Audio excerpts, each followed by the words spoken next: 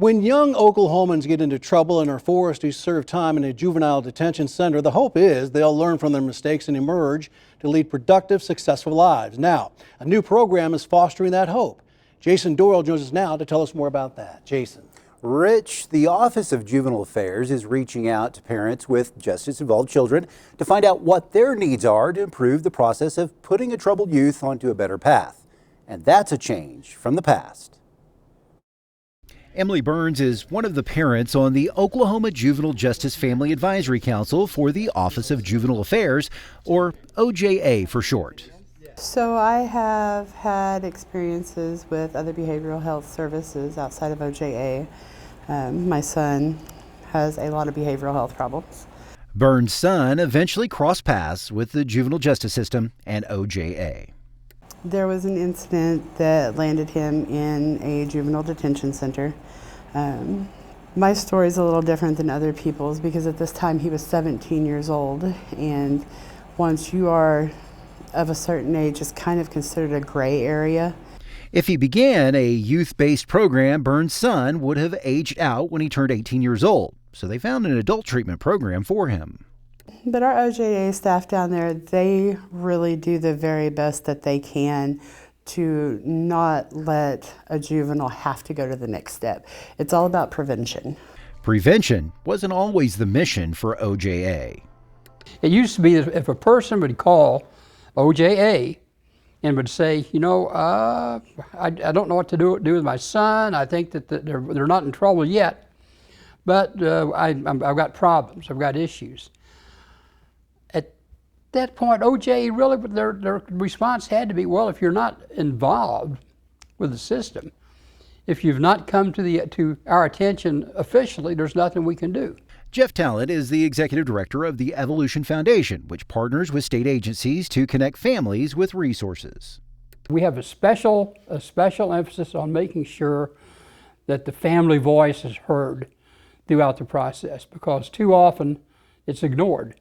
Talent and OJA's Director of Strategic Planning and Engagement, Janelle Breton, have known and worked with each other for years, and a conversation led to a partnership to develop a program to hear from parents of justice-involved youth. We have been partners for many years, and we were discussing the need for family voice in the juvenile justice system. Breton says there is evidence juvenile justice systems can be improved by listening to the parents who have children experiencing the legal system. The research just speaks to that in juvenile justice, that engaging with families and getting their voice helps improve outcomes overall for success of their child. Talent worked with Breton, and they landed a small grant to start the program. Some funding came in, and Jeff approached me and said, well, let's move this forward. We had already developed a youth advisory council, if you will, through juvenile justice, and so we had youth voice coming in, so family voice was the next natural step to do that. And this is a unique thing. It had money attached to it so that we could actually compensate family members for their time. And we're one of the very few organizations that can do that. Once the Advisory Council brought on its first parents, OJA started seeing ways to improve their services. It became evident that there was a need to be more, have accessible resources, knowledge of what resources were out there across the state. And so what we did was we revised and rebuilt our resources page on our website. Emily Burns joined the Advisory Council about a year ago. Part of the reason why I wanted to be part of this council is because when you're a first-time parent dealing with things like this, the trail's foggy. You don't know how to navigate this if you've never been through it before. And it's scary. It's scary because in the back of your mind, you're like, okay, so does this mean my kid's going to be locked up until he's 18, until he's 21? She knows there are parents out there dealing with the same issues with troubled youth.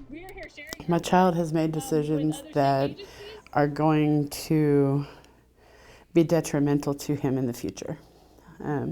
Of course, a mother never gives up on her baby. On average, the Office of Juvenile Affairs is involved with 1,200 justice-involved youth, and the average age is 16 and a half. All of the other parents that are on the board, they are just amazing people who have found the courage to share their story with everybody else, to try to improve the circumstances and how parents are allowed to navigate through the OJA process. By tapping into the experience of those parents, OJA is taking a serious look at how it handles juvenile justice. It helps us look at our policies and practices and look at different points in the system along the continuum of care of juvenile justice. What does that look like through a family member's lens? What are they experiencing in that point or that moment in time? The changes OJA is making in response to the recommendations of the Advisory Council could help a parent put their child on a better path. The one thing is that we want to interrupt that pipeline into prison. Burns feels by sharing her experiences with the juvenile justice system, she's giving a helping hand to other parents. I want to see other parents be able to navigate the system with less fog, with more information, with confidence, as opposed to just being in a dark tunnel with a little peak of light at the end. Another direct change OJA has made since bringing its parents advisors on board, this pamphlet, which helps explain the process should a child become justice involved. Rich? Jason, great piece. Thank you very much.